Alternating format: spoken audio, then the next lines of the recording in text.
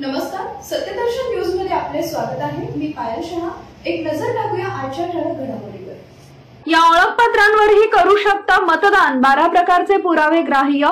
मतदान करण्यासाठी भारत निवडणूक आयोगाने मतदार छायाचित्र ओळखपत्र जवळ नसल्यास अन्य 12 पुरावे ओळखीचे पुरावे म्हणून ग्राह्य धरले असून त्यापैकी कोणताही एक मूळ पुरावा दाखवल्यानंतर संबंधितांना मतदान करण्यात येईल, अशी माहिती विधानसभा निवडणूक अधिकाऱ्यांनी दिली आहे।